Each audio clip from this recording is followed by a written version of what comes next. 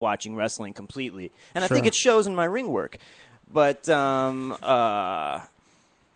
it's just terrible. It's terrible. You know, I compare it often to like a girlfriend, an ex-girlfriend that you it was your first love, and as time went on, you broke up, and she turned into a dirty fucking whore. She's got 10 kids with 10 different guys of varying races, just a total scumbag. But you still love her, you still love her, but you wouldn't touch her with a fucking 10-foot pole. Sure, that is a great analogy. That's a great analogy. I love that. Man law number 6.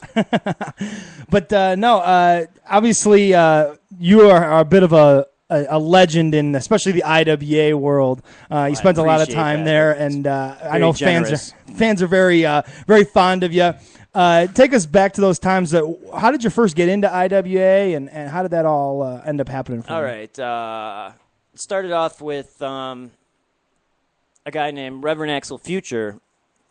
That's a great name. Yeah, it was a great gimmick. It was a priest gimmick. He was the first guy, I believe, to be doing anything like that. And he did it well. Like, he had a Bible that was made of flash paper. You open it up, it caught fire, all kinds of cool shit. Oh, wow. And he came into a show that the group that I trained with, they brought him in.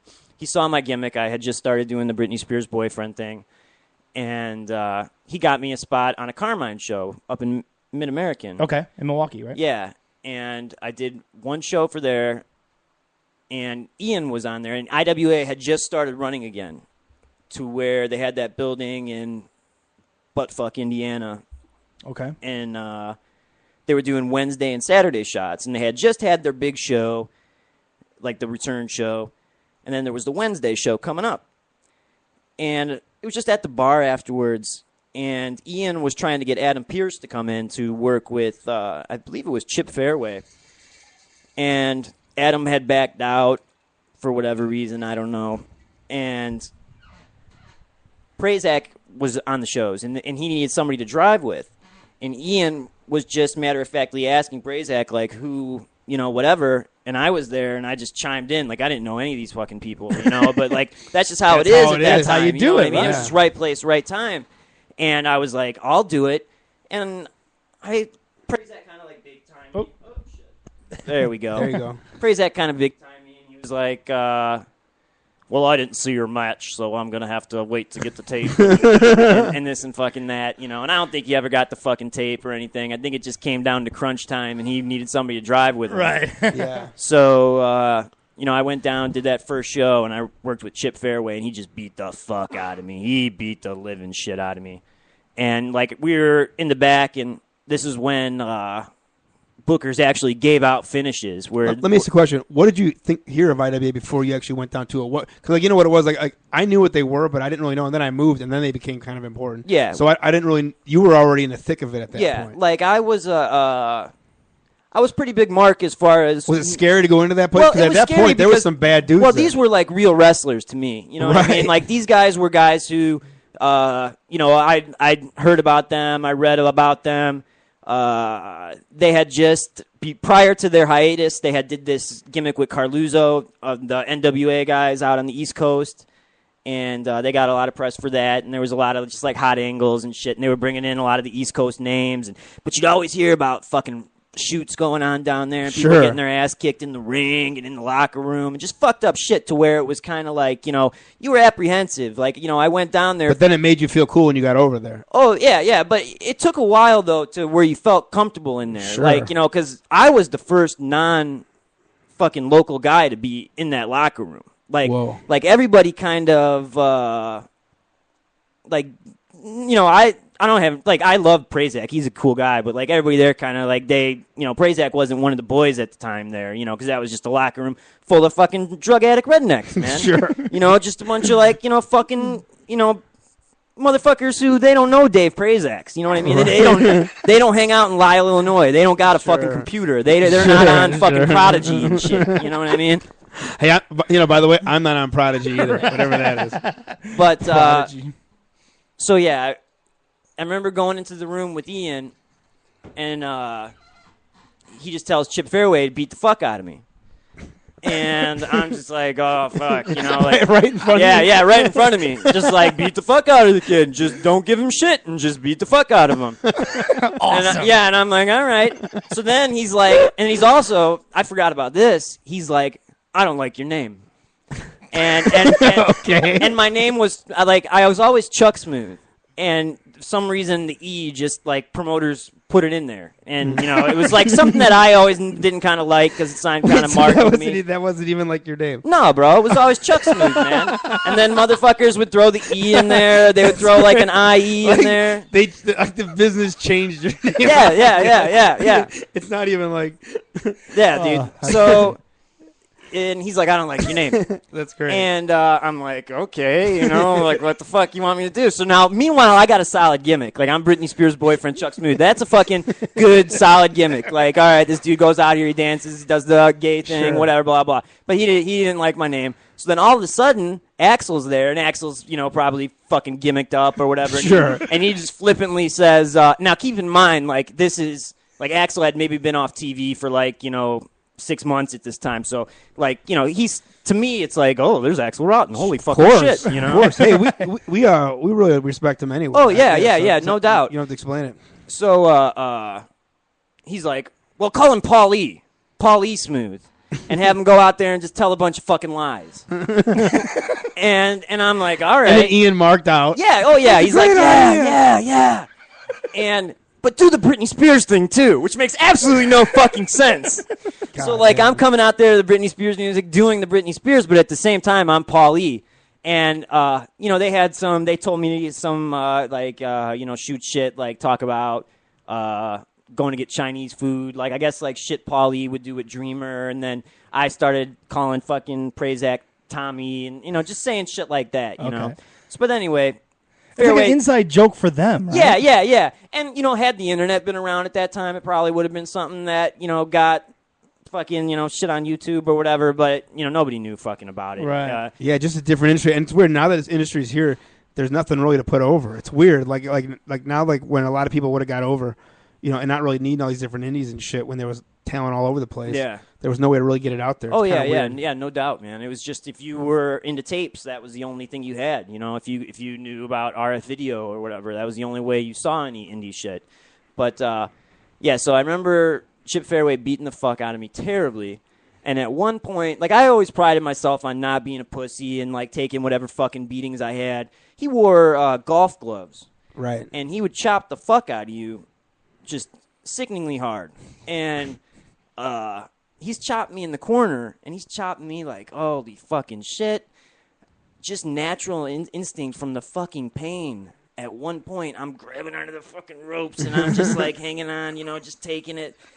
My fucking hands came out, dude, and they fucking came up. And I, like, kind of sort of blocked one of his fucking chops. He backs me into the fucking corner, and he goes, you block another one of my fucking chops, and I'm going to fucking kill you. And I'm like, I'm sorry, I didn't mean to. And then he, like, proceeds to give me, like, a fucking sit-down powerbomb where I, like, you know, just, and, like, Shark Boy and this other dude who was part of their GQ Masters, they're, like, old-school Heartland guys. They're, like, sitting out there just shaking their heads, laughing, and just like, oh. And then I get in the back.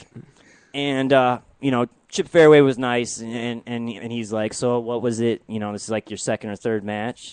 and I couldn't have felt like a bigger piece of shit. Like, I wanted to just blow. Like, I've been working for like fucking 2 years at this point. Like, you know, regularly for an indie guy, you know what I mean? Like probably 2-3 times a month, which, you know, comparatively to a lot of other fucking guys, that's a lot of work, you know? Sure. But keep in mind, at the same time, I was not, like, all these motherfuckers out here who are like, you know, I've been in the business for 15 years. And it's like, oh, really? Yeah. You wrestled the same 5 fucking guys every in the same company. 15 years, and you wrestled once a month if you're lucky. Right. You're not a fucking worker, bro. You're faking it. I didn't become a worker till I went to IWA, to where you're wrestling guys you never met. Like, prior to that, I'm wrestling guys, the same guys from the school, guys who I kind of sort of knew, where we're calling every fucking spot, and it's just, you know, you're going out there and you're putting on a show. It's just... Playing wrestlers. Yeah, This is kind of what's weird now, too. Now there's, like, a group of promotions now that all kind of work together in some fashion, sharing basically the roster just kind of works everywhere for 7 different companies, and there's like 30 guys doing it. So they're actually working now like every weekend. So to them, they're doing the business, and they don't have it's shocking when you're around and stuff.